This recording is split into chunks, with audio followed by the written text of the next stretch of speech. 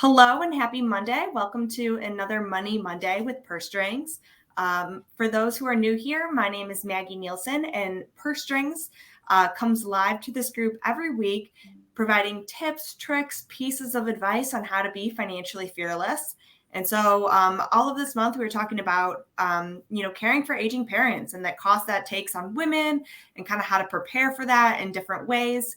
And then when you need, let's say, an attorney, a financial professional, someone to help with your wills and trust, we have top tier financial professionals willing, ready, and able to serve you.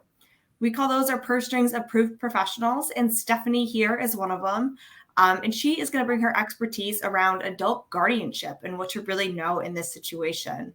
But before we dive into all of that, Stephanie, could you give a little intro of who you are and what you do? Sure, absolutely. Well, Maggie, thank you so much for having me. I'm really excited to be chatting with you and sharing this information. I just don't think that people hear enough about it and that until it happens to them. But, I got my start following law school. I started at a small firm in Northbrook, Illinois, which is one of the northern suburbs of Chicago, doing adult guardianship.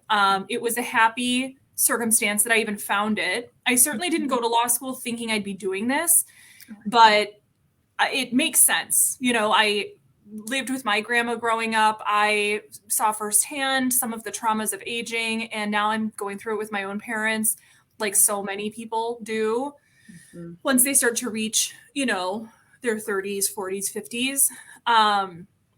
And I've loved it ever since. I started my firm almost 10 years ago. And I'm truly, truly grateful to be doing this work. Awesome. Well, we're so excited to have your expertise with us so we all can be, a little bit more prepared. If anyone has questions while we're live, please feel free to throw them in the chat. We're happy to answer them. And if you have them, while you're watching the replay, you could put them in the chat. We're happy to answer those as well. And so just to dive in, we want to clarify that Stephanie is in Illinois, and this is all kind of Illinois law is what you're most familiar with. Some of these things, of course, some words, definitions are kind of, work in every state. But we want to make sure that, you talk to the attorney in your state before you make any moves, just so you know the specifics, for your state.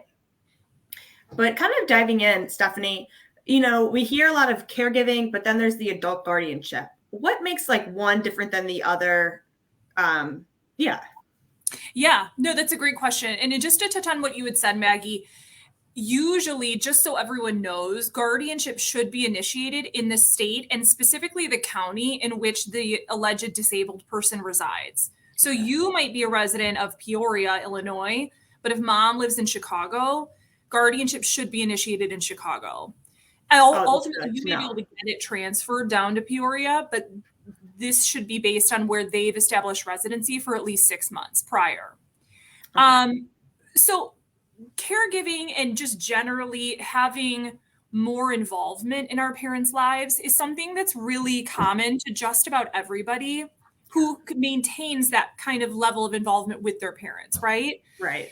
There is sometimes a fine line between where just the general helping ends and the legal jobs begin. And when I say legal jobs, I mean really what are called a fiduciary role, which is, a very trusted advisory role. With it comes a lot of added responsibility. So you may be even innocently, unknowingly putting yourself in what's called a fiduciary position by doing things like helping with paying bills, managing appointments with a physician or a lawyer for mom or dad. Right. And that is something you might be doing without any authority, meaning maybe mom or dad have asked for your help, but maybe you're not a power of attorney. Maybe you're doing it just because you're a caring child and you want to. But you may also have been given that important job by virtue of a power of attorney, and that can be a power of attorney for healthcare, property, or both. There also comes a time when you may need adult guardianship, but that's kind of, I think we'll kind of segue into that a little bit more. Yeah, because there is that power of attorney that we always encourage everyone to have, both your financial and your healthcare power of attorney. Because once you're over 18, nobody else can, get access to this information, which is understandable, but there is a point, I even know, caring for a parent at one time, I was helping just pay the bills, make sure everything was kind of going through, because you never know sometimes where people's mental capacity is at, especially just going through some, trauma in healthcare. Even though it doesn't affect your mind, it's still, you just kind of blink out. And so then there's kind of that point of where you need to be a full guardian, which sounds even like a bigger step.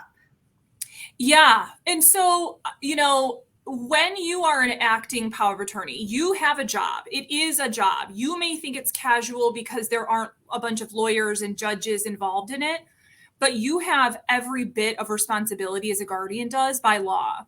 Oh, So wow.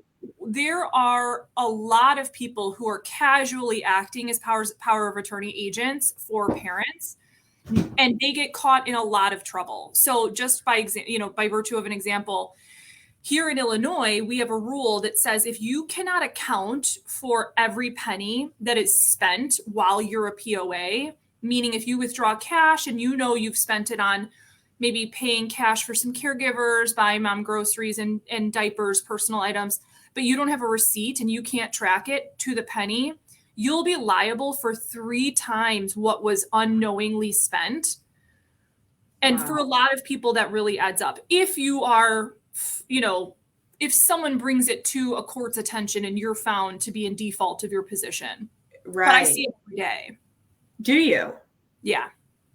And so it happens a lot with adult siblings who are mad at each other. There's the really involved daughter who's taking care of her own kids, got her own marriage, her own life, her own job, and she's still trying to manage mom and help her around the house, pay the bills. But if you don't do it in the exactly precise right way, you can find yourself to be in a load of trouble. And it's really hard to come back from that. Yeah, I mean, no good deed goes unpunished, right? And so that's really difficult, especially when it's from your own family. And, sometimes this is why we always encourage these conversations before anyone's sick, is so the family doesn't get as messy as it might sometimes, because it is a lot to manage. It's a ton to manage, on top of not ever feeling like you're going to be scrutinized to that level of detail. I mean, to the penny. And so what is the proper way of tracking that information if you, did have to take care of someone? Well, I always discourage cash withdrawals for that very reason. That's fair. Buy everything online if you can. Do it through Instacart or Walmart delivery, anything you can. So it's very, very clearly tracked. Yeah. If it's that you're paying caregivers, pay them with checks, with memos about the dates, keep track, spreadsheets. I mean, really, really good clients have 1 million spreadsheets, 1 million, copies of receipts. They keep everything. Yeah. It's so hard to manage, but it's necessary. It sounds like, especially if you don't want to, end up paying all of that 3 times that out of pocket later. Well, I mean, this doesn't happen to everyone that they get accused of some kind of financial exploitation, but when you do, that can be the default judgment against you. It's very steep. Wow. And so if you are going to become like a legal guardian to somebody, what else, what should you consider before doing that? So the way that adult guardianship might come into the picture is that someone didn't have powers of attorney. They never drafted them. Yeah. So there is no one who can be legally named. It could be that POAs were drafted and they weren't validly executed, meaning it wasn't the right number of witnesses or in front of a notary. Or there's some other reason why it should be declared invalid, meaning mom didn't have capacity when she did it, or, a million reasons. And ultimately that POA could be found invalid. It could also be that someone did have powers of attorney and it's just that mom or dad will not let the agent who's named act. So this comes into reality for a lot of people because, if mom or dad has named you as an agent, but they really don't want your help, they don't like that you're preventing them from giving money to scammers, they don't like that you're inserting yourself in their bank accounts, paying their mortgage, their bills, they'll just revoke them. And for a power of attorney for healthcare, that can be as simple as even a completely incapacitated person meaning no capacity at all, could just say, I'm revoking my power of attorney for healthcare. And it is so. There is no Wow. capacity requirement. If she says it's revoked, that POA is revoked, and there is no one who's allowed to legally act. So you might need to pursue adult guardianship in that case too. Wow. Yeah. I mean, that is a lot to handle. And I know sometimes dealing with your parents when they're older, they're just stubborn. They don't want you in your finances or whatever it is, they're stubborn in your own ways. And so it's hard, when it's family, to have different boundaries. But you also do want what's best for them, not giving money to the scammers and things like that. Right. And so how do you go about this process of adult guardianship? Do you need paperwork or to prove that, they're mentally unstable?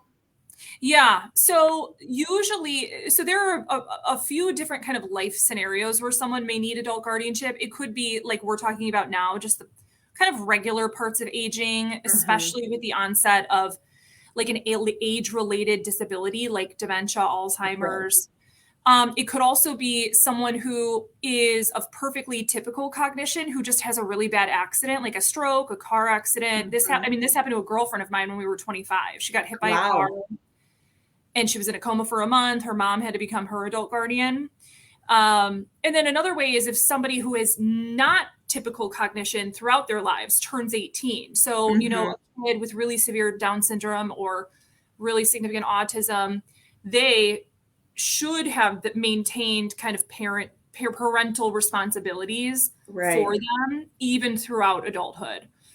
So when you've decided you think you need adult guardianship, in Illinois, you have to have an attorney help you if you want to become what's called a guardian of the estate, meaning you need to manage any kind of financial matter for a parent. Right. This can be accessing bank accounts, applying for Medicaid, if they were in an accident and they need someone to pursue like a personal injury cause of action for them. Yeah. You might need an adult guardianship.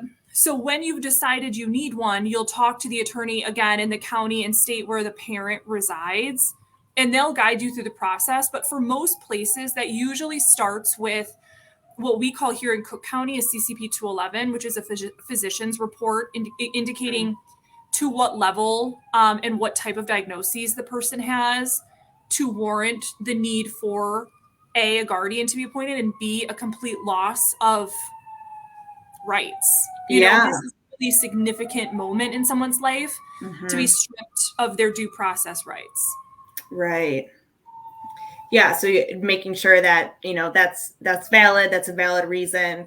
Because I know there's even like TV shows where, somebody will try to take like adult guardianship just to kind of get some of that property. And that's not really what you want.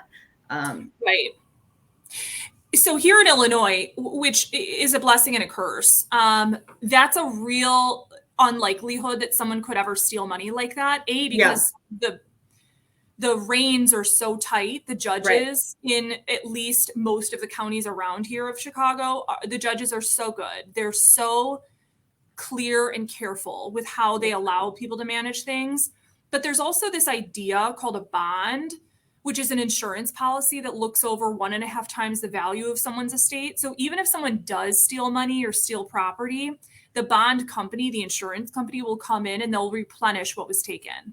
Oh, wow. That's awesome. It's expensive. And a lot of people don't want to pay it because they think, well, I'm not going to steal money. Why do I have to pay? Right. But it come in handy for lots and lots of cases I've been a part of.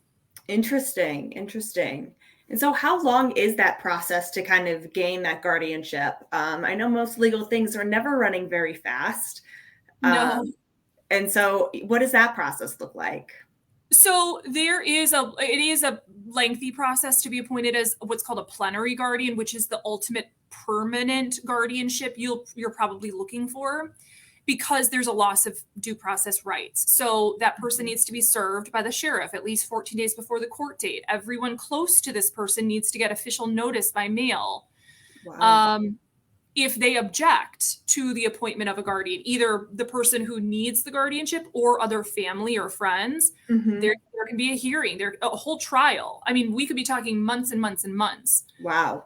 So I would say the easiest cases are about a month from the time you call an attorney to the time you can get into court. Mm-hmm. But it all the way up until over a year. But there is also a mechanism to have what's called a temporary guardianship, and that can happen right away if a Okay. judge thinks it's warranted, so that you can start doing some of the urgent responsibilities right away. Right. And I mean, I could see, like you mentioned, a friend in a car accident or something like that, where all of a sudden one day it flipped. You need those documents and things much faster versus Yeah. if you're progressively getting worse, how you have a little bit more time sometimes. Yeah, definitely. And so, what's kind of the cost around, becoming a legal guardian of someone? So this is also a very much it depends answer. Right. Depending on, yeah, if you have to go to court or if it's a long process, I'm Well, sure. you do have to go to court, and there is always a process. The question of how expensive is, well, I mean, I'll start with this. Guardianship is a last resort. You will do Mm. almost anything you can to avoid it. It's not meant to be the first place someone goes when they're experiencing trauma of a parent. You should try a lot of other kind of personal non-legal mechanisms to get the result you're looking for. Right. It's not cheap. I would say on average, so remember, there's the cost of obtaining the guardianship, which for the easiest of cases might be somewhere around $2,500. Okay. The most expensive, because there's trials and there's a bunch of lawyers and other people involved, it could be tens of thousands of dollars. Right. And I've been a part of lots and lots in between. Most are somewhere in between. The ultimate cost of the guardianship, though, completely depends, because a guardianship will last as long as that disabled person is living. Where you have annual requirements, you're going to court to ask for things like, oh, I want to move mom from Chicago to Peoria, or I want to move mom into a nursing home, or I want to buy mom a new car that's wheelchair accessible. Your attorney is going to court to ask for those things for you. Oh, so this is not like a one and done process. No. So what do you always have to go back for? Permission of using their money? Usually it's permission of using their money, or if, again, it's a really significant life change, like transferring them from where they are. Yeah. Interesting. Yeah. Because then, yeah, if you're going back to court and always have that kind of barrier, that's really difficult. Yeah. And very, very expensive. Now, usually the cost of the guardianship itself for the attorney who's representing the guardian will be paid by the disabled person's money. Only if that person doesn't have the financial wherewithal to afford that will the person who's applying to be the guardian have to pay. And that's called the petitioner. Okay. Petitioner. Wow. Yeah, I had no idea that it turned into such a long process and a multi, always checking back in with the courts. It's not like a one and done transition. Yeah, and part of that is that the judge is it's that the judge is the guardian. They're just letting you have the responsibility, but the ultimate performance is done by the judge. They're letting you pay those bills. But once you bring it to a court, it's under the court's jurisdiction. So they want to make sure you're doing the right things all the time. Which, yeah, definitely makes sense, where you kind of want to try every option before you get to this, because then you'll just have consistent barriers. Yeah. It's super, super expensive. It's invasive into a family, and it's all public record. It's not a first place to turn. No. Yeah. But sometimes you got to do what you got to do. And that's how it is. And that's why there is this option out there as well. Yeah.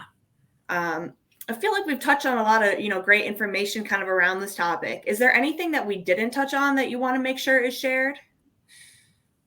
I think we really, so I have this phone call 100 times a month. A lot of people are in this boat where they need this information. And honestly, I think you covered just about everything that anybody who's even thinking about guardianship should want to know. All right, cool. It's that everyone involved in it is the practitioners who do this, the judges that do this, they want the best for you, for your family, for the disabled person. But it's a haul to get there. Yeah, definitely. And it's always great when you have everyone's best interest in mind. That's really what's essential here. You just want to make sure your loved ones are really cared for. But we also know that, the courts have their own processes, and it's hard to, inform someone else about your whole family and their lifestyle, and have them make a decision sometimes. Yeah. So you really want a good attorney on your team. Yeah, absolutely. Attorneys make or break these, especially these really contested cases. Definitely. And so can you serve only Cook County or all of Illinois? I can serve all of Illinois, and we do. You know, we handle cases in Cook, Lake, DuPage, Will, Kendall, McHenry, you know, all Yeah, around. definitely. Awesome. So yeah, if anyone has any more questions or, needs to talk about adult guardianship with Stephanie, her email's been going through the bottom. She's also one of our Purse Strings approved professionals. So you can check her out on our site, pursestrings.co. And if you're not in the state of Illinois, definitely reach out and we can help you get connected with an attorney in your state who can help with some guardianship. And yeah, let's keep these conversations going. Just because, we never want to deal with this stuff, but we might have to. So we just want to know where the right resources are. So all month, we're going to be talking about taking care of aging parents and different things you should know. So thank you again, Stephanie, for coming on today. I really appreciate you sharing your expertise, and we'll talk to everyone again soon. Okay. Bye-bye.